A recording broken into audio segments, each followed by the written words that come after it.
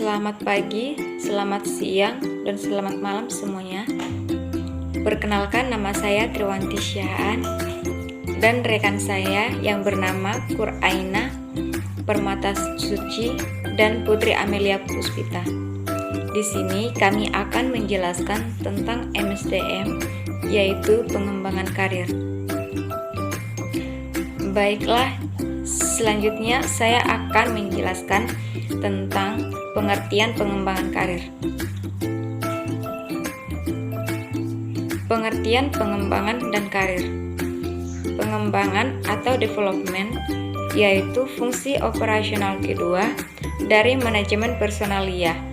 Menurut Melayu SP Hasibuan, pengembangan adalah suatu usaha untuk meningkatkan kemampuan teknis, teoritis, konseptual, dan moral karyawan sesuai dengan kebutuhan pekerjaan atau jabatan melalui pendidikan dan pelatihan.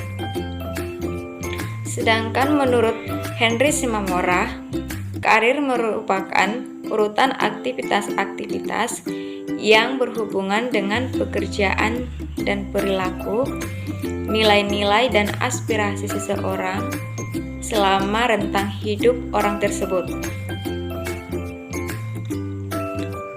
Pengertian pengembangan karir.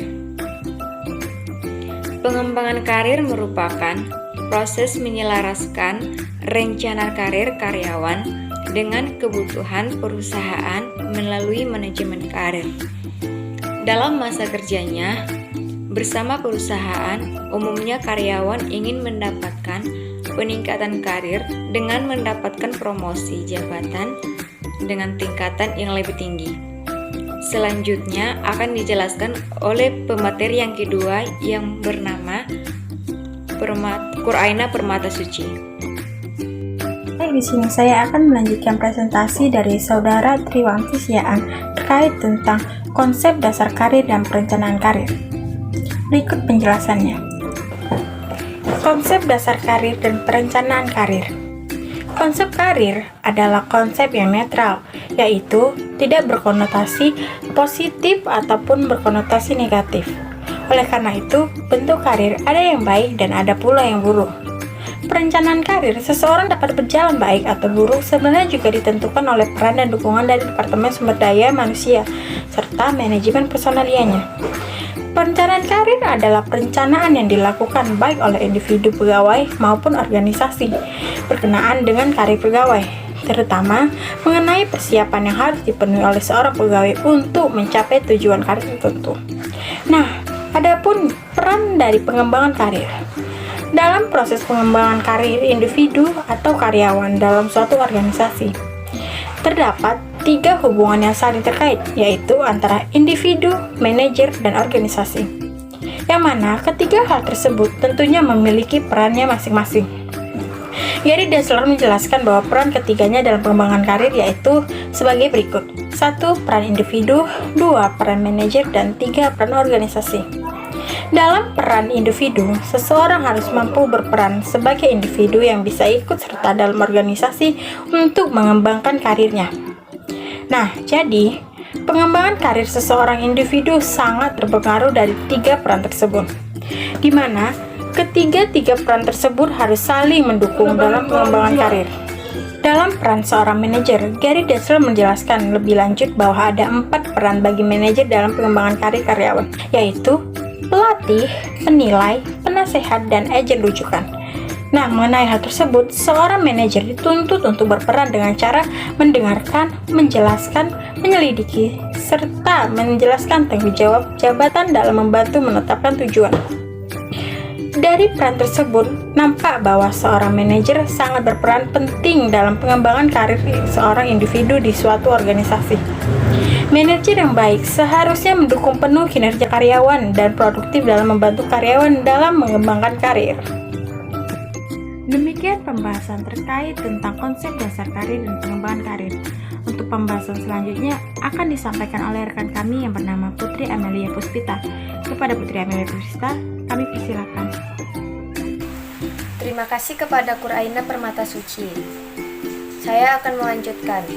yaitu tentang tujuan dan manfaat pengembangan karir. Tujuan dan manfaat pengembangan karir.